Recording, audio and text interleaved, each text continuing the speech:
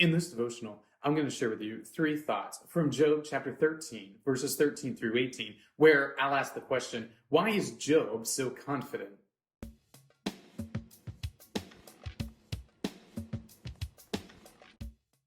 Job chapter 13, verses 13 through 18 says, "Let me have silence and I will speak, and let come on me what may.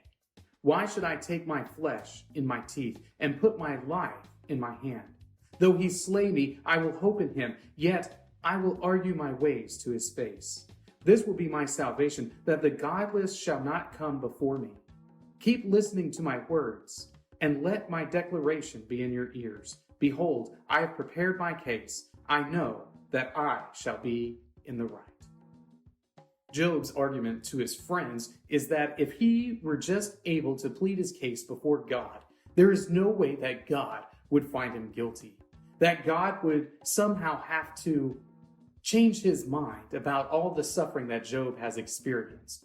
Job believes that he is due some sort of explanation for all of the suffering that has befallen him. And this is really similar to the way a lot of us feel when we are going through periods of suffering. But one of the things that strikes me in the way Job talks is his great confidence that no matter what happens, he will be justified before God. So here are three thoughts from Job chapter 13, verses 13 through 18, answering the question, why is Job so confident? Thought number one, anticipation of death. It might be that Job is so confident in pleading his case that he is just anticipating his own demise anyway. That everything has been taken away from him. He is currently sick and suffering bad health. His wife is not taking good care of him. So it might be that Job is just anticipating his own death. And you know, when you anticipate your own death, you all of a sudden become a lot more brave, because what can further be taken away from Job? Because he has this sort of mentality where he anticipates death to come, he can make all of these bold, brave, grandiose statements, because ultimately he thinks his number is probably up. Thought number two, hope in God. Job says, though he slay me, I will hope in him. So what is happening here, Job thinks that he will be able to appeal to God's goodness, I think, and in so doing, be acquitted of all of the guilt that seems to be around him. If God were just somehow clued in a little bit better, if God just understood his experience a little bit more, that he would definitely remove his hand of judgment from Job.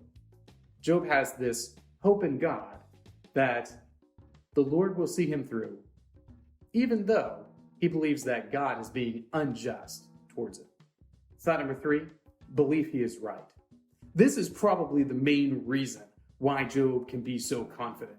This is probably the main reason why Job is able to say all of these things about pleading his case before God and making himself right in this situation. Job believes that he's right. Job believed that he has not done anything to deserve all of this suffering that he has experienced. He really thinks that none of this is deserved. And maybe he's got a point.